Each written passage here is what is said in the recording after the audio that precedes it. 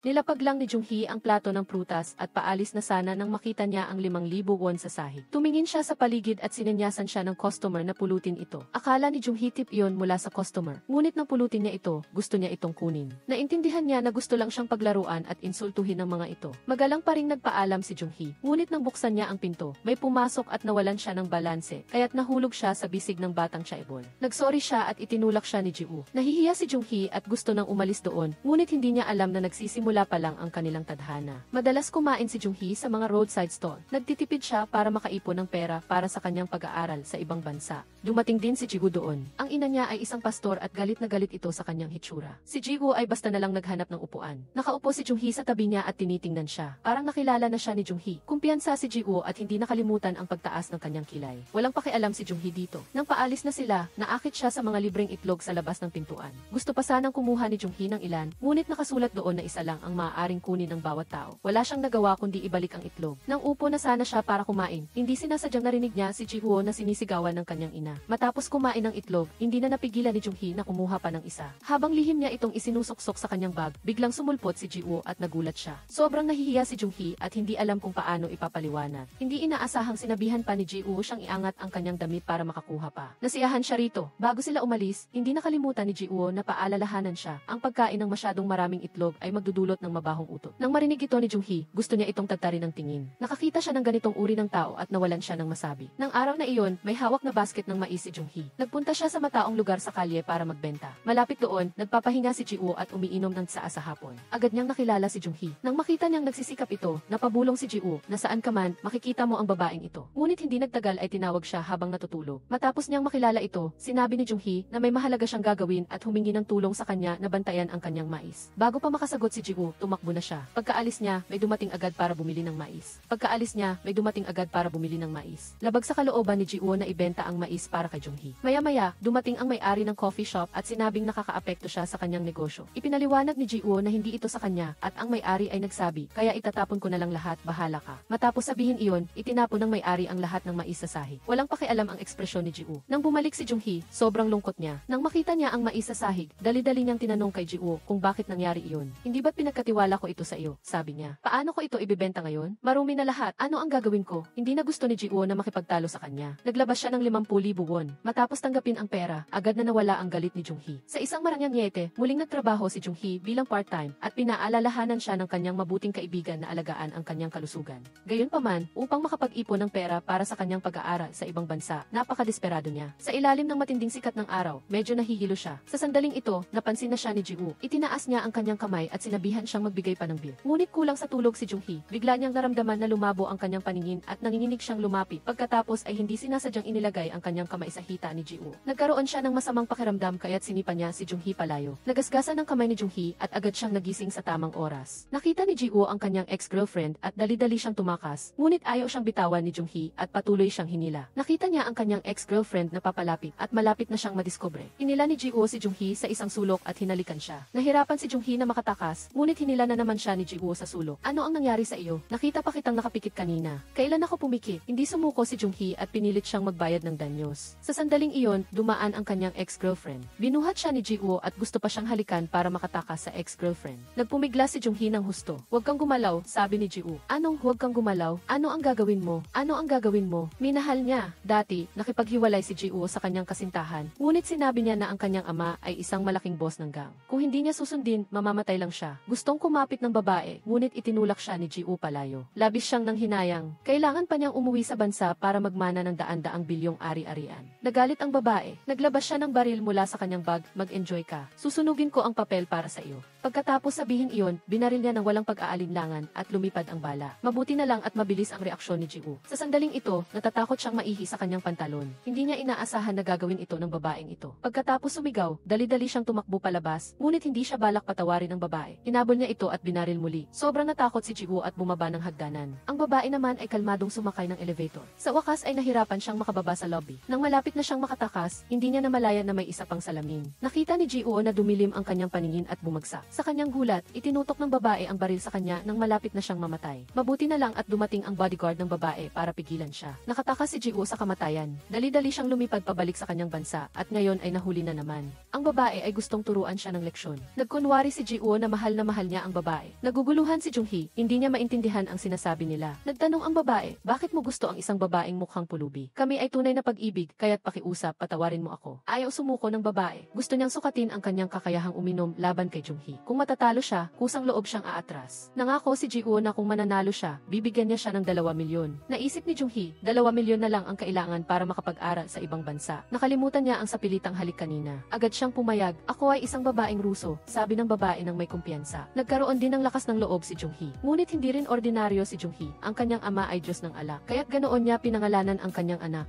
Halatang minana niya ang gin ng kanyang ama sa pag-inom ng alak na parang tubig. Hindi nagtagal, sumuko ang babae. Sa huli, umamin siya ng pagkatalo. Pagkatapos, nagpunta sila sa ikin. Nang kukuha na ng pera si Ji-woo, hindi niya makita si Junghee. Yumuko siya at nakita siyang natutulog sa sahig. Lasing na lasing si Junghee at hindi niya matanong ang address ng bahay niya. Wala siyang magawa kundi dalhin siya sa hotel. Kinuha ni Ji-woo ang telepono at nakontak ni Junghee ang kanyang matalik na kaibigan na si Jungkwang. Nang makita siyang lasing na lasing, nag-aalalang nagtanong si Jungkwang kung ano ang nangyari. Interesado lang si Ji-woo sa relasyon niya at ni Junghee. Hindi sumagot si Jungkwang. Nang akbayan niya si Junghee para umalis, inilabas ni Ji-woo ang 2 milyon na ipinangako niya. Naintindihan ni Jungkwang ang maling akala, kaya hindi niya kinuha ang pera. Kinabukasan, paulit-ulit siyang nagtanong nang malaman niyang hindi pa nakuha ang pera. Nagulantang si Junghee dahil araw na iyon ang bayaran para sa kanyang pag-aaral sa ibang bansa. Dahil kulang lang ng 2 milyon, pinatawad na siya ng kanyang kaibigan na si Mi-jung, Di-hee-dung, dahil alam nitong hindi ito madali para sa kanya. Nagpasalamat si Junghee at niyakap ang kanyang kaibigan. Nang araw na iyon, iniwan na niya ang kanyang trabaho sa kusina at masayang tinanggap ang abiso para sa kanyang pag-alis sa ibang bansa. Ngunit ilang araw na siyang naghintay at walang balita. Nang magtanong siya muli, nalaman niyang nagbitiw na si Mi-jung at hindi rin umiiral ang cooking school na iyon. Sa sandaling ito, nasa eroplano si Mi-jung at nagbabakasyon kasama ang kanyang nobyo. Hindi makapaniwala si Junghee. Nang puntahan niya ang bahay nito, nakita niyang wala na roon ang sinuman. Doon niya lang naintindihan na naloko siya. Si Junghee ay tila nawala ng pag-asa at nagpunta sa tulay, umiiyak at isinisigaw ang kanyang kalungkutan. Ang perang pinaghirapan kong kitain, ang pag-aaral ng pagluluto ay ang huling pag-asa ko. Ang babae ay wala ng pera at naisip ang 2 milyon na nasa kay Ji-woo. Ngunit wala na siya ngayon. Sinabihan ni Junghee si Ji-woo na ibigay ang address para makuha niya agad ang pera. Nagpunta si Ji-woo sa imbakan ng kayamanan na iniwan sa kanya ng kanyang lolo. Akala niya ay may mga kayamanan doon, ngunit nang pumasok siya ay napagtanto niyang puro lumang libro lang ang naroon. Agad na dumating si Junghee. Nang pumasok siya, tinawag niya si Ji-woo ng ilang beses. Ngunit si Ji-woo ay may headphone at nakikinig ng musika. Hindi niya napansin na may pumasok. Gusto sanang dumaan ni Jung-hyun, ngunit hindi sinasadyang nadapa siya. Nahulog siya ng diretso sa bisig ni Ji-woo. Agad siyang tumingala at itinulak si Ji-woo. Nawala ng balanse si Ji-woo at bumagsak sa estante ng libro. Hindi bale kung dumugo ang kanyang ilong, ngunit ang mahalaga ay nabasag ang limited edition na relo. Tapos na ang pelikula, hindi pa nakukuha ang pera at kailangan pa niyang magbayad ng kompensasyon. Mayroon lamang 500 piraso ng limited edition na relo sa buong mundo. Ang pag-aayos pa lang ay aabot na ng 1,000,000,000. Kahit ibawas pa ang 2 milyon, may natitira pa ring 8 milyon. Nang marinig ito ni Jung-hyun, nalaman niyang gumawa siya ng gulo. Sinubukan niyang kumalma at tiningnan. Kaunting basag lang yan at gusto mo nang magbayad? Napakaliit na bagay. Ito ba ang tinatawag na maliit na basag? At maliit na bagay pa? Pinagtalo ni Jung-hyun na may pananagutan din si Ji-woo dahil nakatayo lang siya doon. Matapos ang ilang pagtatalo, sa huli ay nakipagkasundo si Ji-woo. Kailangan lang niyang magbayad ng 5 milyon. Kailan mo ibibigay sa akin? Kapag nakakita na ako ng pera, babayaran ko ng 5 taong hulugan. Nang marinig ito ni Ji-woo, inilabas niya ang kanyang kamay. Sinabi ni Jung-hyun na kung hindi kaya, wag na lang. Sa madaling salita, kung gusto mo ng pera, wala kang makukuha, ang buhay na ito lang ang mayroon. Inilabas ni Ji-woo ang kanyang telepono at pinayuhan siyang huwag subukang tumakas. Mula ngayon, kailangan niyang sagutin ang tawag niya anumang oras. Kung hindi, isusumbong niya siya. Walang magawa si Junghee kundi tumalikod at umalis. Pinaghirapan niyang mag-ipon para sa kanyang pag-aaral sa ibang bansa. Hindi lang siya niloko ng kanyang kaibigan at nawala ang lahat ng pera niya, kundi ngayon kailangan pa niyang magbayad ng 5 milyon. Wala rin siyang pamasahe sa bus kaya pinababa siya. Si Junghee ay tila nawala ng pag-asa. Inisip niya ang lahat ng nangyari sa kanya kamakailan. Bagamat mahirap tiisin, sabay-sabay siyang napatawa. Sa parehong oras, nagkaroon din ng problema sa panig ni Ji-woo. Lahat ng kanyang mga card ay limitado sa transaksyon. Lumabas na pagkatapos mamatay ang lolo niyang Chaebol. Sa paghahati ng mana, ang dalawang tiyahin niya ay nakakuha ng daan-daang bilyong ari-arian at shares. Ang ama lang ni Ji-woo ang walang parte. Noong bata pa siya, nagpakasasa siya at walang pakialam sa kanyang lolo, kaya wala siyang natanggap na mana. Isang maliit na bahay lang na puno ng libro ang natanggap ni Ji-woo. Naubusan siya ng pera at nagpunta sa kanyang nakatatandang kapatid para humingi ng pera. Ngunit paglabas niya, nakita niya si Junghee na kumakain kasama ang kanyang matalik na kaibigan. Hinila ni Ji-woo ang kanyang kapatid. Gusto sanang tawagan ni Jungkwang ang staff, ngunit si Ji-woo ang kanyang nakatataas. Nang makita niya ito, kinailangan niya lang bumati. Iminungkahi ni Ji-woo na pagsamahin ang mga mesa. Kahit ayaw ni Junghee, kailangan niyang igalang ang kanyang nakatataas. Masasabing magkaayos nag-aaway sila na nagtatagpo sa makipot na daan. Sinabi ni Ji-woo na inimbitahan siya ng kanyang kapatid upang maiwasan ang awkwardness. Sinabi ni Jung-hee na si Jung-kwang ang kanyang kasintahan at agad na nagbago ang mukha ni Ji-woo. Habang nasa banyo si Jung-hee, inintay siya ni Ji-woo sa labas ng pinto. Tinanong niya ang relasyon niya kay Jung-kwang. Kung hindi, ilalabas niya ang tungkol sa paghahalikan nilang dalawa. Walang pakialam si Jung-hee. Hindi naman daw niya tunay na kasintahan. Dahil lang inimbitahan siya ng kapatid niya, sinabi niyang kasintahan niya ito para hindi siya mailang. Nang marinig ito ni Ji-woo, gumaan ang kanyang loob. Kinabukasan, nakipag-ugnayan siya kay Jung-hee at sinabihan siyang bayaran na siya. Ngunit ngayon, umaasa si Jung-hee sa mga supply mula kay Jung-kwang, kaya paano siya magkakaroon ng pera para bayaran siya. Sinabi ni Ji-woo na hindi niya talaga siya kinontak para sa pera sa pag-aayos. Kung gayon, bakit? Hindi mo ba ako naaalala? Bakit ko naman kailangan kang alalahanin? Pero naaalala kita. Ihintayin kita hanggang dumating ka. Naku, paano iyan? Hintayin mo ako habang buhay. Hindi ako pupunta. Pero nagbihis siya ng maganda at dumaan. Nang makita ni Ji-woo ang kakaibang babaeng ito, hindi niya sinasadyang nagustuhan siya. Pinapasok siya ni Ji-woo sa bahay at sinabihan siyang maglinis para mabayaran ang 5 milyon. Nag-aalala ako na hindi mo kikitain yan sa buong buhay mo. Bibigyan kita ng pagkakataong bayaran ang utang mo. Masaya, di ba? Shake hands na. Tama. Sa sandaling ito, hinahanap siya ni Suzanne na may gusto sa kanya at nakita niya si Jung-hee. Akala niya ay janitor ito. Ang daming alikabok dito. Lumabas ka. Pagkalabas, niyakap agad ni Suzanne si Ji-woo. Nang makita ni Jung-hee ang eksenang ito, lihim siyang napabulong. Ang galing nilang dalawa. Pagkatapos, tumingin siya sa kanyang murang damit at nalungkot. Matapos maglibot ang dalawa, sinabi ni Suzanne kay Choi Ji-woo na ang mga kabataan ngayon ay sobrang nagsisikap na maging janitor at nag-aagawan pa silang magtrabaho na parang mga mangkukulam. Biglang nakatanggap ng tawag si Suzanne mula sa kumpanya at sobrang nabalisa siya. Nagreklamo siya na siya ang anak ng presidente ng club, ngunit kailangan pa rin niyang tingnan ang ekspresyon ng iba para kumilos. Nang marinig siyang sabihin na siya ang anak ng presidente ng club, lalong nawala ng kumpiyansa si Seo Joong-hee. Matapos ihatid si Suzanne sa bahay na nagbago ang anyo, nakita ni Choi Ji-woo si Baek Sung-hyun na nakahiga sa upuan at nagpapahinga. Tahimik siyang lumapit at ang galaw na ito ay talagang cool. Nang magkatinginan sila, namula si Baek Sung-hyun at nahihiyang tumayo para lumayo. Sinabi ni Choi Ji-woo na maganda ang pagkakalinis sa unang palapag, ngunit kailangan ding linisin ang ikalawang palapag bago siya makaalis. Kaya hindi na nakapagpigil si Baek Sung-hyun. Katulong at alipin ba ako? Anong ibig mong sabihin? Pinagawa mo ako buong araw habang kayong dalawa ay masayang nagkukwentuhan at nagyakapan pa. Nagsiselos ka ba? Ano ang dapat kong selosin? Bigyan mo ako ng isang baso ng tubig para mainom. Nang marinig iyon, sinabi ni Choi Ji-woo kay Seo Joong-hee na maghintay sandali. Pagkatapos, ginawa niya ito ng cocktail na mojito. Uminom lamang ng isang lagok si Seo Joong-hee at naramdaman na niya na tila nasa isang pangarap na baybaying dagat na lungsod. Nagulat siyang nagtanong, ano ito, mojito? Sabi ni Choi Ji-woo na ngayon lang niya nalaman na ang paglilinis ay minsan kaibig-ibig din, kaya tinanong niya kung gusto nitong maging kanyang tao. Dahil sa tanong na ito, nagsimulang mag-isip ng kung ano-ano si Seo Joong-hee. Nang haplusin niya ang ulo nito, bumalik siya sa kanyang sarili. Ipinaliwanag ni Choi Ji-woo na gusto niyang magbukas ng bar at sana ay makatulong si Seo Joong-hee. Kung hindi ay hindi niya mababayaran ang 5 milyon. Sa gayon, magtrabaho ka para bayaran ang utang. Nang marinig iyon, nagalit si Seo Joong-hee. Sa tingin niya ba ay madali siyang apihin? Pagkasabi niyon, umikot siya at umalis. O, akala mo ba pipigilan kita? Huwag kang magsisisi sa huli dahil wala kang kapital. Kaya, umaasa si Choi Ji-woo na matutulungan siya. Nang marinig ng kanyang ina na gagawa siya ng matino, labis siyang naantig at nagpasalamat sa Diyos. Pumayag ang kanyang kapatid na tulungan siya, ngunit kailangan muna niyang makita kung may kakayahan ito. Kinabukasan, dinala si Choi Ji-woo sa isang kaganapan ng paghahalo ng inumin. Nagtatrabaho dito si Seo Joong-hee at ipinaalam niya kay Choi Ji-woo na mayroong libreng pagkain dito. Walang sinabi si Choi Ji-woo at dumiretso roon. Nakita agad ni Choi Ji-woo si Seo Joong-hee sa gitna ng maraming tao, ngunit napansin niya na nakatayo ang babae sa tabi niya. Dahil dito, nakaramdam ng selos si Seo Joong-hee. Pumasok si Seo Joong-hee at naakit siya sa matataas na tower ng alak. Sa mismong sandaling iyon, isang clumsy na lalaki ang aksidenteng natisod sa wire at malapit nang bumagsak ang ilaw. Napansin ni Choi Ji-woo ito at sinabihan si Seo Joong-hee na umalis kaagad. Ngunit inakala ni Seo Joong-hee na niloloko na naman siya nito. Malapit nang bumagsak ang ilaw, tumakbo si Choi Ji-woo sa mapanganib na sandali at niyakap si Seo Joong-hee sa kanyang mga bisi. Ligtas silang nakaligtas sa panganib. Nakita ni Seo Joong-hee ang marka sa ulo ni Choi Ji-woo. Labis siyang natakot kaya nahimatay siya kaagad. Di nagtagal, dinala sila sa ospital.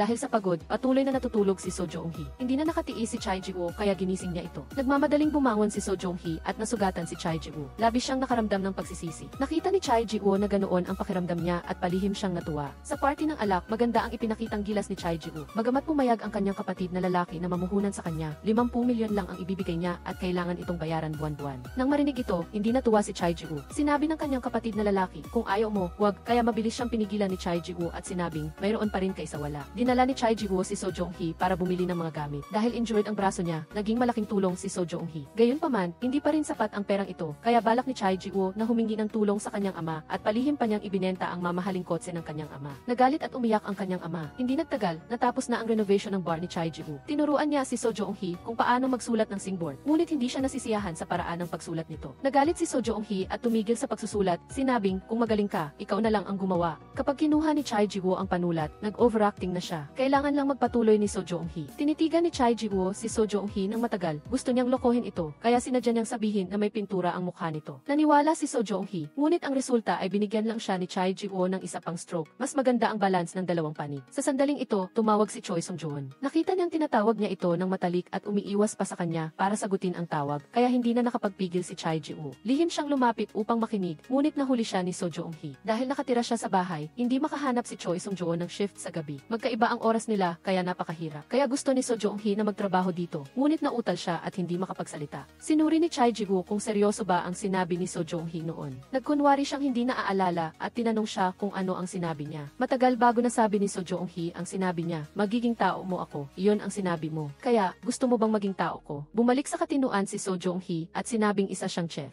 Gusto niyang mag-aral ng pagluluto sa France at seryoso rin siyang nag-aaral ng French. Sa ganitong kaliit na lugar, hindi siya magtatagal dito. Nagdududa si Choi Ji-woo, kaya ipinakita sa kanya ni Seo Joong-hee. Sa isang iglap, nakagawa na siya ng ilang putahe. Tikman ni Choi Ji-woo at nakita niyang maayos naman. Pagkatapos, lumabas sila para magkabit ng singbot. Dahil sa pangulit ni Choi Ji-woo, galit na galit si Seo Joong-hee at tumalon. Tinanong niya kung magkano ang kanyang sahod. Ngunit sinabi ni Choi Ji-woo na wala siyang sahod. Ang unang 2 buwan ay ibabawas sa utang niya. Bakit ganoon? Ano ang kakainin ko? Wala akong pakialam. Tumayo ka sa isang tabi. Sobrang-sobra ka na. Ang galit na mukha ni Seo Joong-hee ay nakuhanan niya ng litrato. Ngumiti si Choi Ji-woo. Noon lang nalaman ni Seo Joong-hee na kinunan siya ng pangit na litrato. Kaya galit na galit siyang hinabol si Choi Ji-woo para burahin ito. Kinagabihan, pumunta si Seo Joong-hee para pag-usapan ang sahod. Tinanong niya kung may dagdag na bayad sa night shift. Ngunit sinabi ni Choi Ji-woo na hindi bukas ang bar sa gabi. Nagulat si Seo Joong-hee. Ang bar ay hindi bukas sa gabi, sa araw lang. Hindi na nakapagtatakang hindi kumikita ang negosyo. Hindi nagpaliwanag ng marami si Choi Ji-woo. Lumalabas na tuwing gabi, nababalisa siya. Pinayuhan siya ng doktor na magpagamot kaagad. Pinasinungalingan ni Choi Ji-woo ang ganoong pag-iisip. Kinabukasan, maagang dumating si Seo Joong-hee para magtrabaho. Napansin niyang muling pinakulayan ni Choi Ji-woo ang kanyang buhok at agad siyang naramdaman ng kilig. Anong nangyari? Nahulog ka na ba sa akin? Huwag kang ganyan, sira ulo. Ngunit ang kinagulat ni Seo Joong-hee ay, bakit ang bar ng isang anak ng mayaman ay sa araw lang bukas? Hindi ba dapat ganito? Akala ni Seo Joong-hee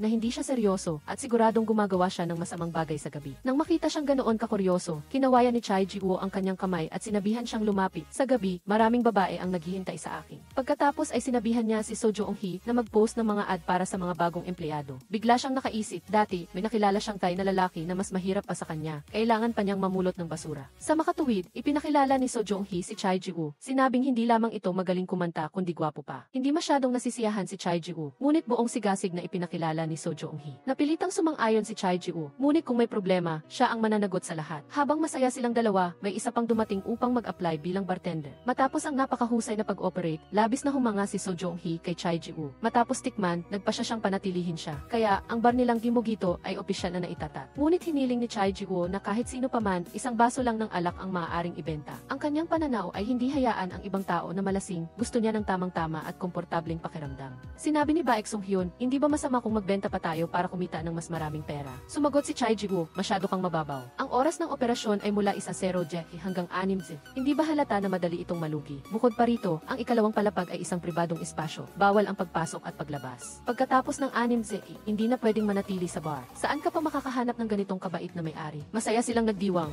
Sinindihan ni Seo Joong-hee ang sigarilyo ng Thai na lalaki. Nang makita ito ni Choi Ji-woo, agad siyang nagalit. Tinanong niya kung lasing na ito. Ang gwapo ng ating amo, anong hinawakan mo dyan? Niyakap lang. Kinabukasan, nagsuot si Choi Ji-woo ng itim na suit at dumalo sa burol ng kanyang namatay na kaibigan. Ang nakaraang iyon ay hindi pa rin niya makalimutan. Noong bata pa siya, kaibigan niya ang mga kapatid ni Suzanne. Gusto na ni Suzanne si Choi Ji-woo simula pa noong bata pa siya. Nagdulot ng trauma kay Choi Ji-woo ang pagkawala ng kanyang kapatid dahil sa isang aksidente. Paglabas niya, nakita niya ang ina ni Suzanne na laging iniisip na may kinalaman si Choi Ji-woo sa pagkamatay ng kanyang anak. Binalaan siya nitong lumayo kay Suzanne. Pagkatapos ng 6:00, palihim na pumunta si Seo Joong-hee sa bar. Gusto niyang maghanda para sa grand opening. Hindi niya inaasahan na darating si Suzanne na may dalang cake. Nagtanong si Suzanne kung bakit naroon si Seo Joong-hee. Sinabi ni Seo Joong-hee na huwag siyang magkamali, nagtatrabaho lang siya doon. Ngunit hindi siya pinansin ni Suzanne. Nang malaman niyang wala doon si Choi Ji-woo, sinabihan niya si Seo Joong-hee na ibigay ang cake sa kanya, pagkatapos ay umalis kaagad. Habang nagtatapo ng basura si Seo Joong-hee, nakita niya si Choi Ji-woo na umuwi. Halatang hindi maganda ang pakiramdam niya ngayon. Sinabihan niya si Seo Joong-hee na umalis kaagad.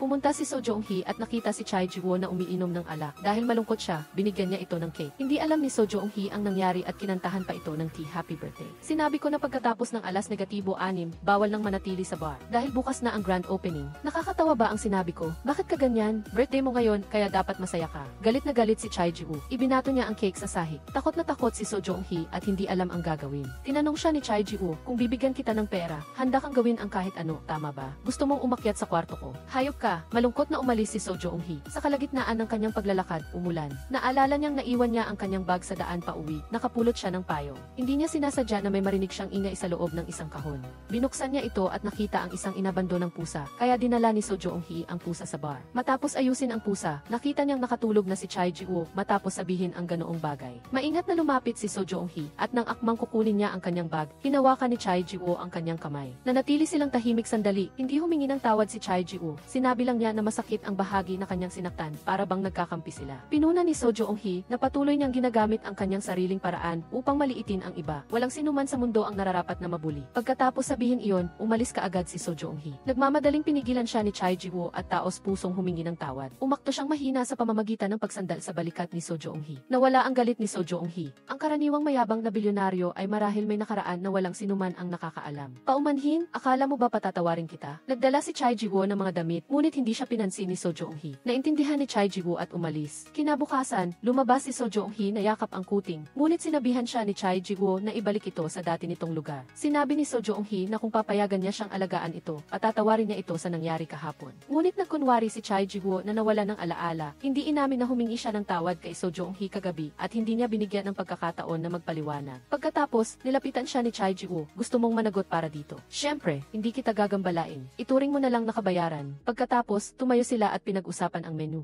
Nagtago ang dalawa sa isang sulok, nakaramdam ng pag-ibig sa kung saan. Ngayon ang unang araw ng pagbubukas ng bar at marami ng customer. Ang husay magsalita ni Choi Ji-woo at ang kanyang gwapong mukha ay nagpangiti sa mga babaeng customer na parang mga bulaklak. Nagtago si So Joong-hee sa likod ng kusina at nasusuka sa nakita. Paglingon niya, nakita siya ni Kim Yoon-hae. Nahulaan niya na malungkot si So Joong-hee at hinikayat niya itong ipaglaban ang kanyang pag-ibig. Dumating ang mga magulang ni Choi Ji-woo para suportahan siya. Nakita siya ng kanyang ina at agad siyang nakilala. Nagkakilala sila sa simbahan. Gustong-gusto ng kanyang ina si So Joong-hee. Hawak-hawak ang kamay nito at pinupuna ang kanyang anak na lalaki na maraming depekto. Umaasa siyang aalagaan siya ni So Joong-hee. Sa parehong oras, gusto ni Kim Yoon-hae si Choi Ji-woo. Ikinuwento ni So Joong-hee ang tungkol sa pagtatrabaho niya sa bar kay Choi Sung-joon. Pagkatapos marinig ang balita, tila nawalan siya ng kaluluwa buong araw. Napansin ng kanyang kasamahan na may dinaramdam siya, kaya nahulaan nilang baka ang babaeng gusto niya ay may gusto sa iba. Nang marinig ito, tila lalo pang nasaktan si Choi Sung-joon. Ibinalik ni So Joong-hee ang mga damit kay Choi Ji-woo. Kinuha niya ito at nag-abot pa ng kaunti. Sinabi ni So Joong-hee na nilabhan na niya ito bago siya umalis. Hinaplos pa ni Choi Ji-woo ang ulo niya nang may pagmamahal bago umalis. Aalis na ako. Lubos na naantig si So Joong-hee sa kilos na ito. Pagkatapos ng trabaho, biglang naisip ni So Joong-hee ang sinabi ni Choi Ji-woo na walang sinuman ang pinapayagang umakyat sa ikalawang palapag. Nagsimula siyang mag-isip ng kung ano-ano. Paulit-ulit na lumitaw sa kanyang isipan ang masasamang eksena. Sobrang dami niyang inisip na parang sasabog ang kanyang ulo sa sobrang kuryosidad. She secretly went up to the dalawa-day floor, and when she found out that Re was not there, she became even more daring. She leisurely lay down on the bed to rest a little, but unexpectedly, the bathroom door suddenly opened. Joong-hee immediately reacted and rolled off the bed. Jae-woo opened the refrigerator and found there was no water, so he went downstairs to get some. Joong-hee took that opportunity to stand up and hurriedly ran outside. As soon as she got out the door, she heard footsteps. In an emergency, she could only hide behind the sofa. Jae-woo, not noticing her, also made her sigh in relief. She hurriedly ran downstairs, so afraid that she was sweating profusely. The next day, Suzanne came and told Joong-hee to work here. Joong-hee did not tell Joong-kwang. Jae-woo, knowing that, smirked. Pagkatapos, sinumbatan niya si Joong-hee. Sabi niya, narinig niya na hindi sinabi ni Joong-hee sa matalik na kaibigan niya ang tungkol sa pagtatrabaho niya doon. Ano naman ang kinalaman mo doon? Sabi ba ng kasintahan mo? Ang daldal talaga niya. Hindi inaasahan, ipinaliwanag ni Ji-woo na hindi niya kasintahan si Suzanne, kundi isang magandang nakababatang kapatid na babae. Nang makita ang reaksyon ni Joong-hee, sinabi ni Ji-woo na nagsiselos si Joong-hee. Naimbierna si Joong-hee. Nagsiselos ako ng sobra. Galit na umalis si Joong-hee. Samantala, tuwang-tuwa si Ji-woo. Nang araw na iyon, isang tiyuhin na bumagsak sa pagsusulit ang nalasing. Nilapitan siya ni Joong-hee at kinausap. Matapos siyang aliwin, nagyakapan silang dalawa. Nakita ni Ji-woo ang eksenang ito. Agad-agad niya ring sinaway si Joong-hee kung bakit niya ginawa iyon. Sinabi rin niya na huwag na siyang basta-basta lalabas ng tindahan. Tinutulan siya ni Joong-hee at sinabing para siyang isang asawang lalaki na laging nasa loob ng greenhouse. Hindi maintindihan ni Ji-woo ang lungkot ng mga ordinaryong tao na tulad niya. Galit na galit siya at nagdilim ang paningin niya. Pagkatapos ng trabaho, pinauwi silang dalawa. Pero si Joong-hee ay pinigilan. Sinabi ni Ji-woo na nagugutom siya. Pinapagluto niya si Joong-hee ng kaunting pagkain. Kahit ayaw niya, may utang lang pa rin siya kay Ji-woo sa pagkain. Matapos siyang busugin, nagsimula na naman siyang magtanong. Bakit hindi niya sinabi kay Jo Eun-kwang na nagtatrabaho siya doon? Dahil sa tanong na iyon, hindi na nagtago si Jo Eun-hee. Ang nakatatandang kapatid ni Ji-woo ang supervisor ni Jo Eun-kwang. Natatakot siyang mag-alala si Jo Eun-kwang kaya hindi niya sinabi. Akala ko naman gusto mo ako. Bakit naman kita magugustuhan? Naiinis na si Jo Eun-hee at aalis na sana, pero sinabi ni Ji-woo na ihatid na niya si Jo Eun-hee. Para makatipid sa pamasahe, hindi na rin tumanggi si Jo Eun-hee. Sa daan pa uwi, nakatingin lang si Jo Eun-hee sa bintana. Tinanong siya ni Ji-woo kung mayroon bang maganda doon na titingnan. Sa ngayon, ayaw makipag-usap ni Jo Eun-hee sa kanya. Pagkatapos bumaba ng sasakyan, tinanong ni Ji-woo kung mag-isa lang siya sa bahay. Nag-aalangan na sumagot si Jo Eun-hee. Sabi ni Ji-woo, hindi ba siya imbitahin na umakyat para magkape? Mabilis na sinabi ni Jo Eun-hee, hindi. Baka may instant noodles ka. Wala ring instant noodles sa bahay ko. Nagbibiro lang ako. Huwag kang ganyan. Pero nakita ni Jo Eun-kwang ang eksenang ito. Pagka-uwi niya, napansin niyang parang malungkot si Jo Eun-kwang. Tinanong siya ni Jo Eun-kwang kung bakit hindi niya sinabi sa kanya ang tungkol sa trabaho niya. Nang makita na galit talaga siya, nagmamadaling ipinaliwanag ni Jo Eun-hee. Ayaw na ni Jo Eun-kwang pigilan ang nararamdaman niya. Nang aamin na siya, narinig nila ang boses ng nakatatandang kapatid ni Jo Eun-hee sa labas ng pinto. Nang makita niyang dumating ang kapatid niya,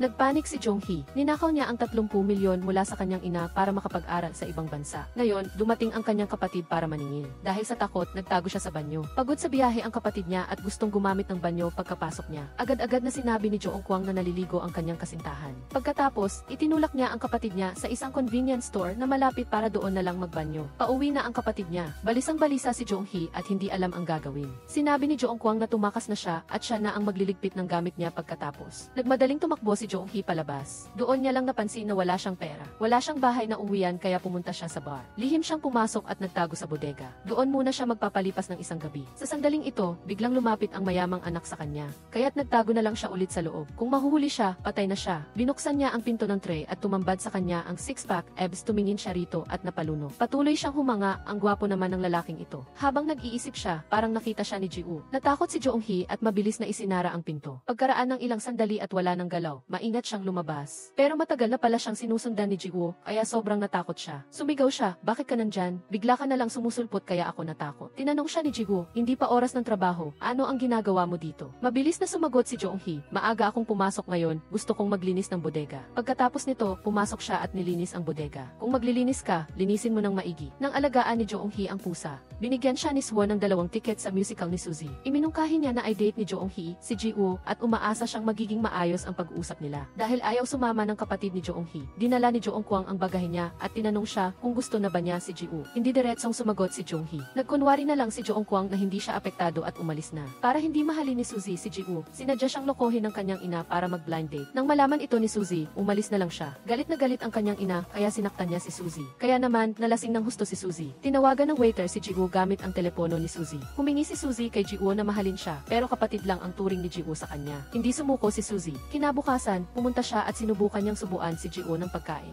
Habang nagkakasagutan, nahulog ang pagkain sa damit ni Suzy. Hindi napigilan ni Jo Eun-hee na tumawa. Kumuha si Ji-woo ng tuwalya. Sinamantala ni Suzanne ang pagkakataon para babalaan si Jo Eun-hee. Sabi niya, nagmamahalan sila ni Ji-woo, kaya sana ay lumayo na si Jo Eun-hee. Nalungkot si Jo Eun-hee. Wala siyang nagawa kundi ipasok na lang ang tiket sa musical sa libro. Nakita ni Ji-woo ang eksenang ito. Pagkaalis ni Jo Eun-hee, nakita ni Ji-woo ang 2 tiket. Kinabukasan, tumawag si Suzanne para iayain siyang mag-date. Pero para hindi mabigo si Jo Eun-hee, agad na tumanggi si Ji-woo. Gayunpaman, gusto rin ni Suzanne na iayain siya sa musical. Sayang naman kung hindi gagamitin ang tiket. Kaya naman, inilipat ni Suzanne ang atensyon niya kay Jo Eun-kwang. Sa parehong oras, napansin ni Jo Eun-hee na wala na ang 2 tiket. Biglang lumitaw si Ji-woo at nagulat siya. Nang makita niyang hawak ni Ji-woo ang tiket, gusto niya itong kunin, pero si Ji-woo, sinabi niyang gusto rin niyang manood. Maagang dumating si Jo Eun-kwang para maghintay. Nang makita niyang dumating si Suzanne, lumiwanag ang kanyang mga mata. Sa mismong sandaling iyon, dumating din si Jo Eun-hee at Ji-woo. Nagkatinginan ang apat. Naging awkward ang atmosphere. Pinuna ni Suzanne si Jo Eun-hee na sinasadya niyang lapitan si Ji-woo at nilalandi niya rin si Jo Eun-kwang. Hindi nagpaliwanag si Jo Eun-hee. Nalungkot siya at hindi alam kung saan pupunta. Naalala niya ang mga intimate moments nila ni Ji-woo. Alam niyang malaki ang agwat sa pagitan nilang dalawa, pero pumunta pa rin siya sa bar at hinintay si Ji-woo. Umuwi ka na. Bakit ka ba napakabait sa akin? Parang gusto na talaga kita. Pero tinanggihan siya ni Ji-woo. Wag mo akong gustuhin. Umiyak si Jo Eun-hee sa lungkot. May nararamdaman sila pareho para sa isa't isa. Pero nararamdaman ni Ji-woo na hindi siya nararapat para kay Jo Eun-hee. Nagdesisyon na rin si Jo Eun-hee na hindi na siya mag-ilusyon pa. Kailangang magpatuloy ang trabaho at magkikita pa rin sila. Sinadya nilang iwasan ang isa't isa, kaya napansin ni Siwon at Song Song na may problema sa kanilang relasyon. Habang nagliligpit ng basura si Jo Eun-hee, hindi sinasadyang nakita niya ang isang matandang pulubi. Dahil mabait si Jo Eun-hee, binigyan niya ang matanda ng kaunting pagkain. Sabi ng matanda, babalik pa siya. Nakita ni Ji-woo ang eksenang ito. Naisip Isip ni Joong-hee, naiisip ko ang tatay ko kaya ako naging mabait at binigyan ko siya ng pagkain. Pero huwag na siyang bumalik. Pagkapasok niya pa lang ng pinto, inarang na agad siya ni Ji-woo. Bakit ka nag-aabuso sa mga gamit ng tindahan para magbigay sa kawanggawa? Hindi mo ba alam na mahal ang mga pagkain? Ilang ingredients lang naman na hindi na ginagamit. Anong hindi na ginagamit? Babawasan ko ang sweldo mo. May sweldo ba ako na pwedeng bawasan? Nang makita ni Joong-hee na sinasadya lang siyang asari ni Ji-woo, tiningnan niya ito ng masama at umalis na lang. Ang eksenang ito ay hindi na kaya pang panoorin ang dalawang nagtatago sa tabi. Gusto nilang pagtambalin ang dalawa. Pagkatapos ng trabaho, niyaya ni Song-song si Joong-hee na panoorin ang kanyang performance. Pero pagdating niya roon, nakita niyang palabas si Ji-woo. Dahil dito, napuno ng pagkadismaya ang mukha ni Joong-hee. Habang nasa performance, hindi sinasadyang nabangga si Joong-hee ng isang tao. Natakot si Ji-woo na baka masaktan siya, kaya niyakap niya si Joong-hee. Nagkatinginan silang dalawa, napakagandang eksena. Pero, naisip ni Joong-hee na sinasamantala lang siya ni Ji-woo. Inapakan niya ang paa nito at sumigaw siya. Napansin ni Joong-hee na napakalakas ng pag-apak niya. Lumabas silang dalawa. Habang nag-uusap, sinabi ni Joong-hee na pangarap niyang pumunta sa France para mag-aral ng pagluluto at magkaroon ng sariling restaurant. Pero nang pumunta siya sa ibang bansa, nalinlang siya ng kanyang kaibigan at naubos lahat ng pera niya. Sabi ni Ji-woo, maraming masamang bagay sa mundo at pinayuhan niya si Joong-hee na huwag na lang ito isipin. Hindi niya sinabi kay Joong-hee ang mga pinagdaanan niya. Nang gabing iyon, umakyat si Ji-woo sa rooftop para hanapin ang pusa. Hindi niya sinasadyang makita si Joong-hee na palihim na pumapasok sa bar. Dahil mausisa siya, nagtago siya sa isang tabi para pagmasdan si Joong-hee. Nakita niyang palihim na pumasok si Joong-hee sa bodega. Pagkaraan ng ilang sandali, binuksan niya ang pinto at nakita niyang natutulog si Joong-hee sa sofa. Kinabukasan, nagkunwari si Joong-hee na kararating lang niya para sa trabaho. Hindi siya binuking ni Ji-woo, binigyan pa siya nito ng kumot. Sinadya nitong sabihin na hindi maganda ang kalidad nito at pinatapon na lang sa kanya. Nang mahawakan ni Joong-hee ang malambot na kumot, tuwang-tuwa siya. Pagkatapos pumasok sa trabaho, sinabi ni Song-song kay Siwon na malapit na ang kaarawan niya. Plano ng pamilya niya na bigyan siya ng 2 elepante. Ang isa sa 2 elepante ay ipapadala rito sa pamamagitan ng eroplano. Dahil dito, na-curious si Siwon. Akala niya may zoo sa bahay ni Song-song. Hindi niya inaasahan, pagkatapos ng ilang araw, dumating ang isang gintong elepante. Pero nang dalhin niya ito sa pawn shop para ipapalit sa pera, hindi ito tinanggap ng may-ari. Kailangan ni Song-song ng pera para sa kanyang performance, kaya pinlanuhan ni Siwon na putulin ang ilong ng elepante. Kinabahan si Song-song dahil sa kanilang lugar, ang elepante ay pambansang yaman. Isang piraso lang ng ilong nito. Tinansya ni Siwon na baka makakuha sila ng 8 milyon Korean won. Ang ipinagtataka niya, napakayaman ng pamilya ni Song-song. Bakit nasa ibang bansa siya at naghihirap? Sinabi ni Song-song na doon, hindi niya matupad ang kanyang pangarap. Ang totoo, ako ay isang prinsipe. Natawa si Siwon at naibuga ang iniinom niyang tubig. Akala niya, nagbibiro lang si Song-song kaya hindi na niya ito pinansin. Nang araw na iyon, nakipagkita si Joong-kwang kay Joong-hee. Pero hindi niya napansin na sinusundan silang dalawa ng nakatatandang kapatid ni Joong-hee. Nagtanong si Joong-hee kung ano ang problema. Gusto lang pala ni Joong-kwang na makita siya, kaya nagsinungaling siya at sinabing,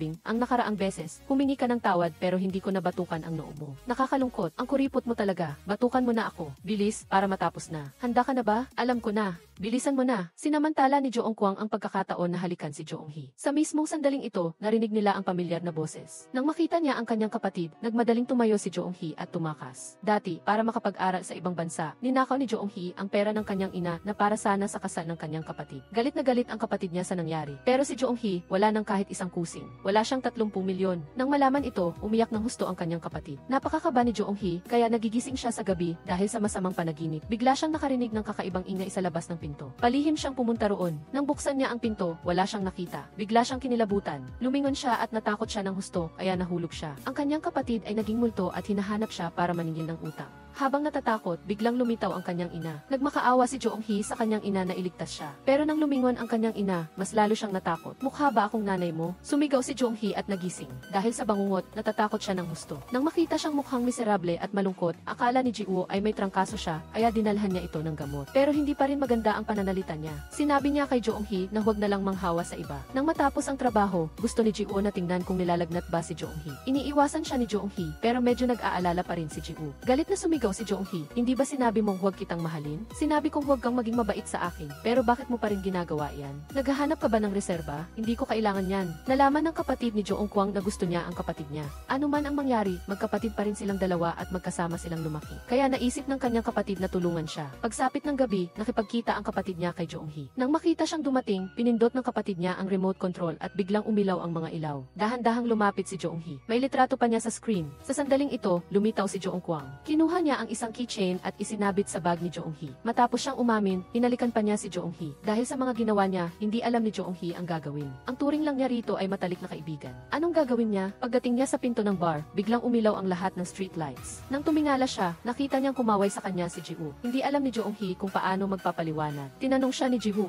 hindi ba ito ang bahay niya noong dinala mo siya doon? Bakit kailangan pa rin siyang tumira dito? Sabi lang ni Joong-hee na iyon ang bahay ni Dong-kwang. Nang malaman ni Ji-woo na magkasama silang dalawa, hindi siya mapakali. Hindi ba magkasama lang kayo? Hindi lang kayo nagrenta ng kasama? Nakikitira lang ako. Ang mga lalaki at babae ay magkasama na ngayon. Nagrerenta ba kayo ng kasama? Dahil dito, nag-away silang dalawa. Galit na sinabi ni Ji-woo na umalis na siya. Ayaw rin ni Joong-hee na umalis. Pero nang aalis na talaga siya, pinigilan siya ni Ji-woo. Alam niyang wala siyang mapupuntahan. Kailangan pa rin niyang bumalik sa bahay ni Dong-kwang. Dali-dali siyang hinila ni Ji-woo. Ayaw siyang paalisin. Naghanap pa siya ng dahilan na hindi niya rin pinaniniwalaan para lang pigilan siya. Kinaumagahan, may taong sinasadya na gumawa ng gulo sa tindahan. Nang magsusuntok na ang lalaki, patakbong lumapit si Jung-hyun para alalayan si Season. Ang babaeng mahal niya ay inaapi. Tumakbo si Ji-woo at sinipa ang lalaking iyon. Binalaan siyang hindi niya ito palalampasin kung maglakas loob pa siyang saktan ang taong para sa kanya. Umalis ang lalaki. Pero si Jung-hee ay nasaktan at sinabi ni Ji-woo na bakit niya sinasadyang harangan ang suntok. Sa gabi, pumunta siya para hanapin si Jung-hee at binigyan siya ng isang supot ng yelo. Inamin ni Ji-woo na gusto niya si Jung-hee pero hanggang doon lang.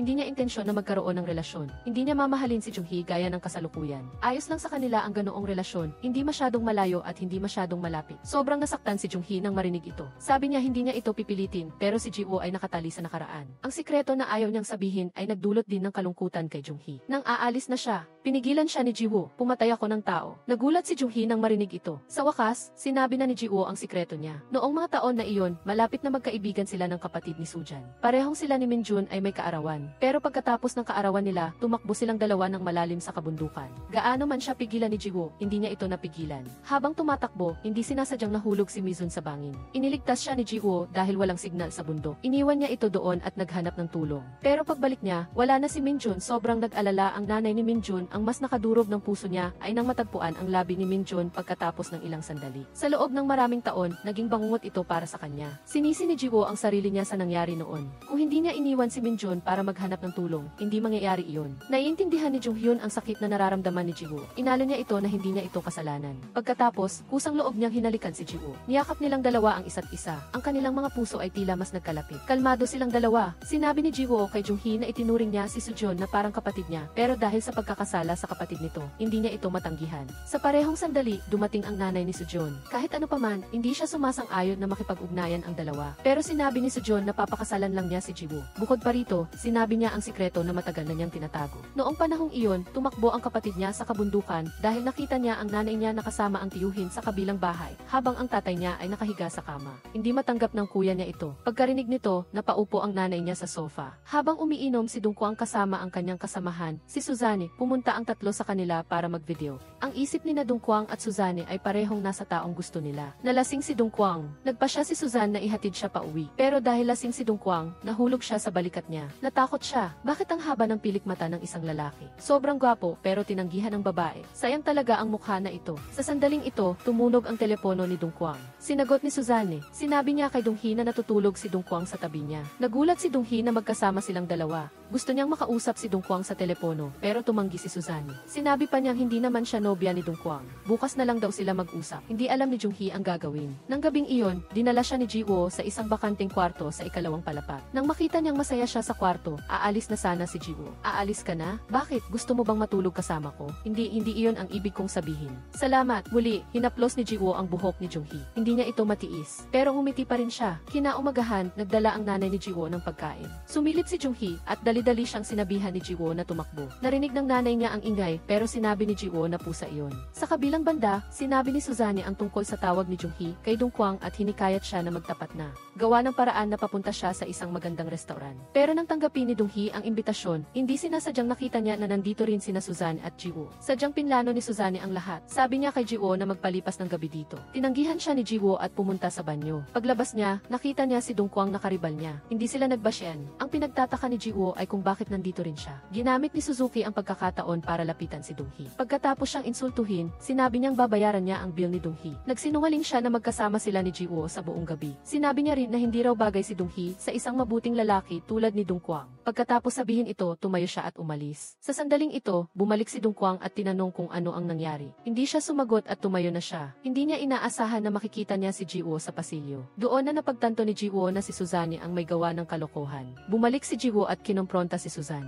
Gusto ni Suzanne na linawin niya ang relasyon nila. Ayaw kong saktan ka, pero panloloko lang iyon sa sarili mo. Hanggang dito na lang. Hindi alam ni Suzanne kung ano ang maganda kay Dong-hee. Sinabi ni Ji-woo sa kanya na si Dong-hee ang unang taong gusto niyang pagkwentuhan tungkol sa nakaraan niya. At si Dong-hee rin ang nagsabi na hindi niya kasalanan ang lahat ng iyon. Pinutol ni Suzanne ang sinasabi ni Ji-woo. Gusto niya ng huling pag-asa. Nang umuwi si Dong-hee, sinabi niyang gusto niya si Dong-kwang. Pero parang magkapatid lang sila. Ginawa niya siyang kampante at komportable. Sa kabilang banda, mas mahal niya si Ji-woo. Naiintindihan niya ang kalungkutan ni Ji-woo at gusto niyang makasama siya. Pasensya na, dahil sa sinabi niyang ito, tuluyan ng sumuko si Dong-kwang. Tinalikuran niya ito at umalis. Nang gabing iyon, may isang umiinom ng alak, may isang umiiyak sa kama, may isang tahimik sa kotse, at may isang hindi makatulog. Kinaumagahan, maagang naghintay si Ji-woo sa labas ng pinto. Galit na sinabi ni Jung-hee na nag-aalangan siya at hindi niya nilinaw ang kanilang relasyon. Ito ang dahilan kaya naging masamang tao siya na nagnakaw ng nobyo ng iba. Ang distansya sa pagitan nilang dalawa ay nagbigay sa kanya ng kawalan ng kumpiyansa. Sinabi ni Ji-woo na nilinaw na niya ang relasyon niya kay Soo-joon. Sinaktan ko rin siya, gaya ng ginawa ko sa'yo. Napagtanto ni Jung-hee na medyo nagiging agresibo siya.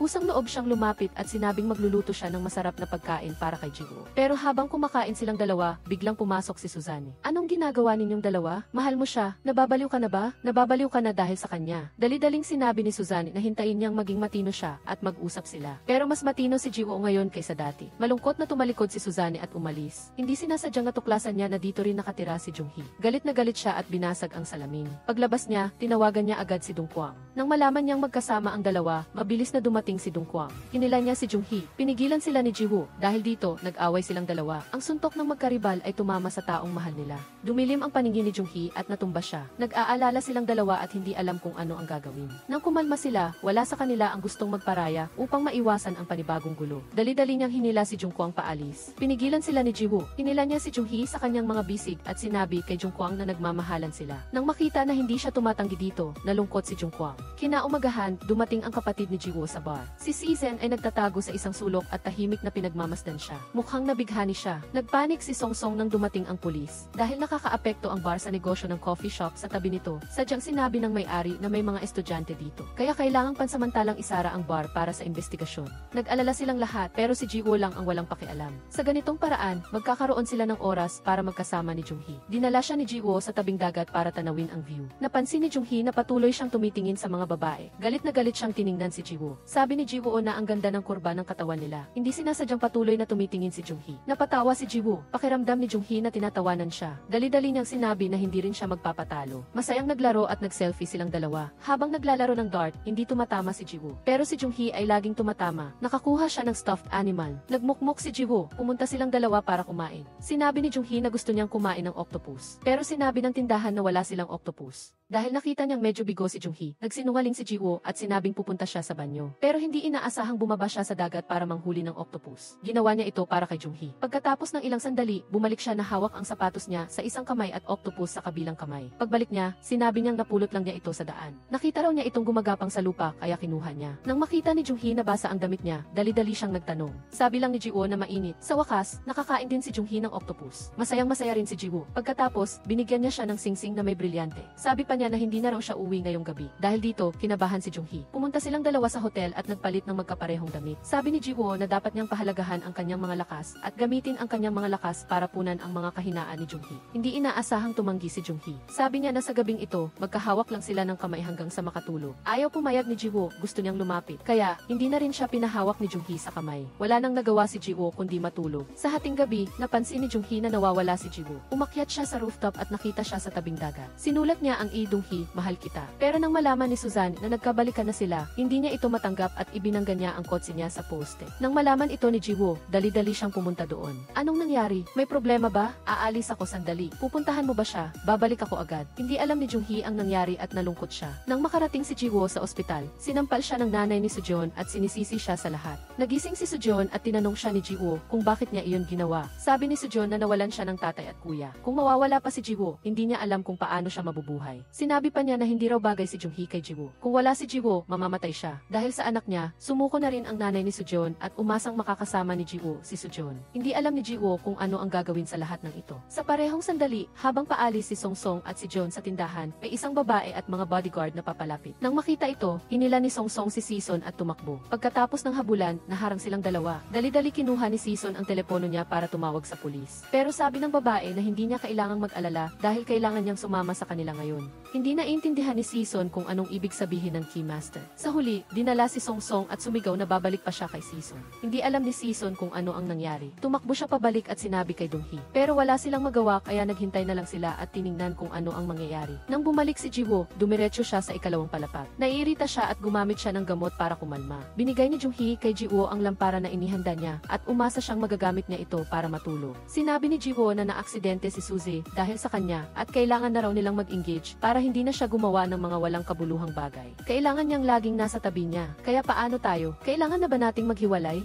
Niyakap ni Junghee si Jiwoo. Ayaw niyang makipaghiwalay pero tinanggal ni Jiwoo ang kamay niya. Sabi lang niya, pasensya na. Umiyak si Junghee dahil sa sakit ng kalooban. Agad siyang nag-empake at umalis. Kahit na ayaw niya, hindi siya pinigilan ni Jiwoo. Dahil wala siyang mapuntahan, pumunta si Junghee sa bahay ni Season para makituloy. Kahit na malungkot siya, naiintindihan niya ang sitwasyon ni Jiwoo. Habang kasama si Jiwoo, masayang inihanda ni Suzanne ang kanilang kasal. Kinaumagahan, nakatanggap ng tawag si Kaesar mula kay Songsong. Pagkatapos, pumunta silang dalawa sa isang villa. Hindi pa sila matagal na nakaupo nang dumating ang isang Thai na may-ari ng bahay. Sinabi niya na kailangan nilang lumuhod para magpakita ng sinseridad. Sobrang formal. Akala ni Junghee na may gagawin silang seremonya. Walang sinabi si Junghee at lumuhod na lang. Nagulat si Chai Jiwoo at So Junghee nang makita nila na nakaluhod sa kanila si Sejun. Hindi nila akalain na isa pala talaga itong prinsipe. Labis silang nabigla kaya mabilis na sinabi ni Sejun na tumayo sila. Naghanda siya ng masaganang hapunan para sa kanila. Sinabi ni Sejun na mayroon siyang ibibigay na regalo kay Chai Jiwoo. Pagbukas ni Chai Jiwoo, nakita niya na puro paborito niyang stuffed animal ang laman nito. Sinamantala ni Sejun ang pagkakataon para ipahayag ang pagmamahal niya kay Chai Jiwoo. Sa gabi, hinatid pa sila ni Sejun sa bahay sakay ng isang luxury sports car. Dahil sa biglaang pag-ibig na ito, labis na nagulat si Chai Jiwoo. Pinaalalahanan siya ni So Junghee na mabait, gwapo, at isa pang prinsipe si Sejun, kaya dapat na niyang tanggapin. Ngunit ayaw pa ring sumang-ayon ni Chai Jiwoo kay Sejun. Kinaumagahan, biglang dumating ang ina niya mula sa kanayunan. Akala ng ina ni So Junghee na nag-aaral ito sa ibang bansa. Gusto siyang iuwi ng ina ni So Junghee dahil sa galit, ngunit dahil sa pagmamahal niya kay Chai Jiwoo, ayaw niyang umuwi. Pinaalalahanan siya ng kanyang ina na namatay ang kanyang ama sa snow dahil sa kalasingan at na iyon ay isang masakit na aral. Nababahala ang ina niya na nagtatrabaho siya sa ganitong uri ng lugar. Sa huli, umuwi pa rin si So Junghee. Pagkatapos ng trabaho, nakita ni Sejun ang dalawa na nakaluhod sa sahig. Napagtanto nila na si Sejun ang nagsabi sa ina ni So Junghee. Nang gabing iyon, lumabas si So Junghee at nag-aalangan na tinawagan si Chai Jiwoo. Sinabi niya na planong iwi siya ng kanyang ina at umasa na pipigilan siya ni Chai Jiwoo para magkaroon siya ng lakas na manatili. Ayaw umalis ni So Junghee kahit pa paminsan-minsan lang niya makikita si Chai Jiwoo. Ngunit tinanggihan pa rin siya ni Chai Jiwoo at humingi ng paumanhin. Pagkatapos nilang mag-usap sa telepono, labis na nalungkot si So Junghee. Nagmamahalan sila, ngunit dahil sa maraming dahilan, hindi sila maaaring magkasama. Pag-uwi niya sa probinsya, sinabi sa kanya ng kanyang ina na makipag-date sa isang lalaki. Ipinagyabang ng lalaki na mayroon siyang 32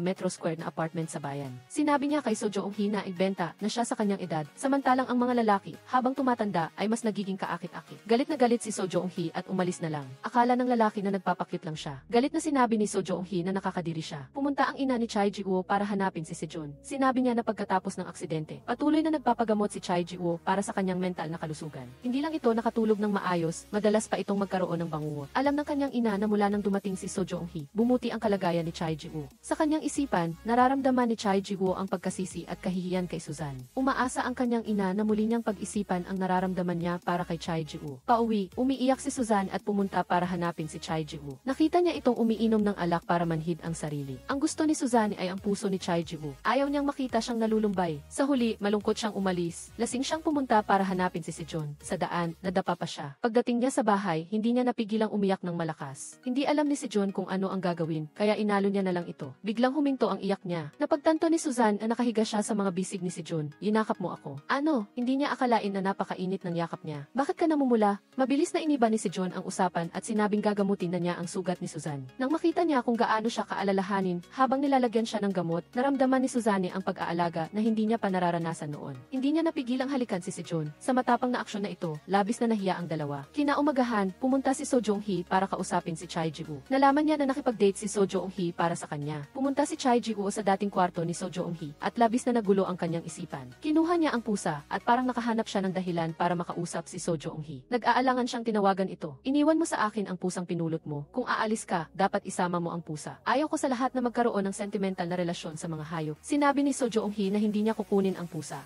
Sinamantala ni Chai Ji-woo ang pagkakataon na tanungin si So Jong-hee tungkol sa pakikipag-date niya. Sinabi rin niya nang may pagdadalawang isip na bibigyan niya ito ng sobre na may pera bilang regalo. Labis na nalungkot si So Jong-hee nang marinig ito. Gaano katagal ako naghintay para lang marinig ang ganyang mga salita? Mas mabuti pa na hindi mo na lang ako tinrato ng maayos noong una. Huwag mong sabihin na mahal mo ako. Hello, So Jong-hee, huwag mo na akong tawagan. Ngunit narinig ng kanyang ina ang lahat. Nang makita na parang wala sa sarili si So Jong-hee araw-araw, binigyan siya ng kanyang ina ng isa 0,000,001 at sinabing bumalik siya roon para magrenta ng apartment at magsumikap para sa kanyang mga pangarap at pag-ibig. Ang mayamang binata ay nakitang muli ang Cinderella na lagi niyang hinahanap. Gayunpaman, pumunta lang si So Jong-hee para kunin ang pusa. Mabilis na hinabol siya ni Chai Ji-woo dahil alam niya na ito ang tanging dahilan para magkita sila. Kaya't kinuha niya ang pusa. Sinisisi ni So Jong-hee si Chai Ji-woo sa hindi niya pagtupad sa kanyang salita. Habang nag-aaway, hindi sinasadyang nasugatan si So Jong-hee. Maingat na ginamot ni Chai Ji-woo ang sugat nito. Pasensya na, nasugatan ka pa. Dahil sa walang patunguhang pag-ibig na ito, labis na nahirapan si So Jong-hee. Malungkot siyang umalis, ngunit hindi pa rin niya makalimutan si Chai Ji-woo. Nang araw na iyon, nakahanap si Chai Ji-woo ng bahay at nagdiriwang ang lahat. Nagbago na rin ang dating pulubi. Nalaman na ang pulubi pala ay isang nakatagong bilyonaryo na may mga restaurant sa Paris at New York. Matapos mamatay ang kanyang anak dahil sa isang aksidente, nag-umpisa siyang gumala. Nang unang bigyan siya ni So Jong-hee ng pagkain, parang nakita niya ang kanyang anak. Nalaman niya na interesado si So Jong-hee sa pagluluto, kaya inalok niya itong mag-aral sa kanyang restaurant. Samantala, nakikipag-date si Suzy kay Chai Ji-woo, ngunit si So Jong-hee pa rin ang nasa isip nito. Nagpanggap si Suzy na masaya at kumuha pa ng souvenir photo para kay Chai Ji-woo. Buong araw silang naglaro. Pauwi na sila nang biglang umulan, kaya sumilong sila sa ilalim ng bubong. Tumakbo si Chai Ji-woo para bumili ng payong. Alam ni Suzy na mahal siya ni Chai Ji-woo bilang isang kapatid, ngunit hindi ito pag-ibig. Ayaw niyang masaktan si Chai Ji-woo dahil sa kanya. Bagaman mahirap, nagpa siya siyang bumitiw. Marahil, kung bibitiwan niya, hindi niya ito tuluyang mawawala. Tulad ni si John na nagmamahal kay Chai Ji-woo, ngunit iginagalang pa rin ang kanyang desisyon. Pagkatapos nilang magpaalam, umalis na si John pauwi sa kanilang bansa. Naayos na rin ang hindi pagkakaunawaan ni Chai Ji-woo at ng kanyang ina. Naintindihan niya na ngayon ang sakit na naramdaman ng kanyang ina noon. Dahil ang ina niya lang ang bumubuhay sa pamilya at kumpanya, kailangan din nitong maghanap ng taong masasandalan. Bukod pa rito, personal na hiningi ng kanyang ama sa kapitbahay na alagaan ang ina niya. Dahil sa sinabi ng kanyang anak, gumaan ang loob ng ina niya. Pumunta ito para hanapin si Chai Ji-woo at sinabing alam niyang hindi niya kasalanan ang pagkamatay ni Min Jun. Ito rin ang pinagdusahan ni Chai Ji-woo sa loob ng maraming taon. Labis na nasasaktan din ang ina ni Suzy. Umaasa siyang makalaya na siya sa sakit ng nakaraan. Nang marinig ito, tahimik na umiyak si Chai Ji-woo. Nang araw na iyon, tila may gustong sabihin si Chai Ji-woo. Sinabi ni Chai Ji-woo na huwag na siyang tingnan ng ganoon. Nagtanong si Chai Ji-woo kung kailan siya magpapakasal. Sabi ni Chai Ji-woo, lumapit siya, hindi ako magpapakasal, pwede ba? Hindi na siya magpapakasal. Totoo ba? Nang malaman ito ni Chai Ji-woo, mabilis siyang tumawag kay So Jong-hee. Sinabi ni Chai Ji-woo kay Suzy na naghiwalay na sila at umasa siyang magkakaroon sila ng magandang relasyon. Ngunit, nagpa siya si So Jong-hee na mag-aral sa ibang bansa dahil pakiramdam niya ay mababa siya sa kanilang dalawa. Gusto niyang magsumikap para maging mas mahusay siya at hindi na maging maliit sa kanyang paningin ngayon. Kinaumagahan, pumunta si So Jong-hee para kumuha ng visa. Hindi sinasadyang nakita niya ang dating nag-scam sa kanya. Nang makita siya, natakot ang babae at tumakbo. Pagkatapos ng habulan, pareho silang hingal na hingal. Humingi ng tawad ang kaibigan niya, pero naiisip ni So Jong-hee kung gaano kahirap niyang kitain ang pera kaya mas lalo siyang nagalit. Nang kumalma siya, sinabi ng kaibigan na niloko siya ng kanyang boyfriend at dinala ang pera sa ibang bansa. Nang marinig ito, nagpa siya si So Jong-hee na huwag na itong habulin.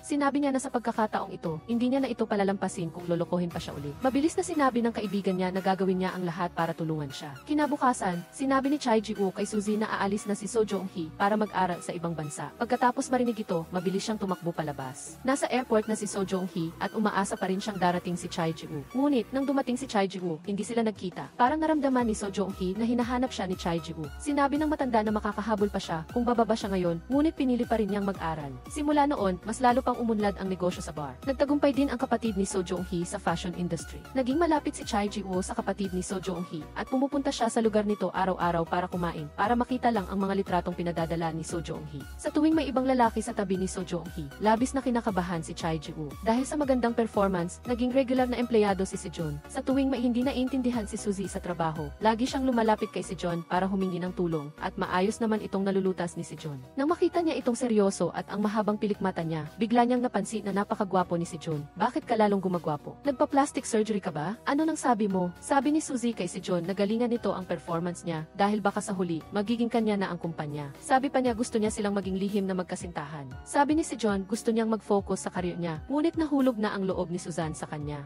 Hindi niya inasahan na magmamahal si Suzanne sa kapatid ni Chai Ji-woo. Ang empleyado niya ay magiging kapatid niya sa batas, kaya hindi niya alam kung ano ang mararamdaman ni Chai Ji-woo. Ang mga antigong libro na mukhang ordinaryo ay ang mga ari-arian na ipinamana ng kanyang lolo kay Chai Ji-woo. Kinolekta ang mga ito ng kanyang lolo mula sa iba't ibang panig ng mundo. Sinabi ng tagapag-alaga sa ina ni Chai Ji-woo na kung makakita siya ng taong marunong magpahalaga, magiging napakahalaga ng mga ito. Pagkatapos ng ilang oras, pumunta si Chai Ji-woo sa bahay ng kapatid ni So Jong-hee. Tinawag niya ito ng paulit-ulit pero walang sumasagot. Pagkapasok niya, namangha siya. Nakita niya si So Jong-hee mismo sa harap niya. Hindi siya makapaniwala. Dahan-dahan siyang lumapit para mas makita pa ito. Nang biglang magising si So Jong-hee. Ano iyon? Nagulat ako. Bakit ka nandito? Nang sandaling iyon, umuwi ang kapatid niya at nakita silang magkasama. Akala niya ay may nangyari sa kanilang dalawa, kaya mabilis na itinanggi ito ng dalawa. Ituloy niyo lang, mga bata. Sinabi ng kapatid niya kay So Jong-hee na, ang baliw na ito, araw-araw pumupunta dito para tingnan ang mga litrato at video mo. Nakakainis talaga. Sa sandaling iyon, parang nananaginip pa rin si Chai Ji-woo, kaya kinurot niya ang pisngi ni So Jong-hee. Nang sumigaw ito sa sakit, naniwala siyang totoo ang lahat. Simula noon, sinundan ni Chai Ji-woo si So Jong-hee kahit saan siya magpunta. Nang mag-apply si So Jong-hee sa isang high-end na restaurant, sumunod din siya. Naging matagumpay si So Jong-hee at naging head chef doon, habang si Chai Ji-woo naman ay araw-araw siyang hinihintay matapos ang trabaho. Ang karisma ni Chai Ji-woo ay umakit sa pansin ng mga waitress. Nang dumating si So Jong-hee, binigyan siya ni Chai Ji-woo ng flying kiss na labis na kinatuwa ng mga babaeng humahanga sa kanya.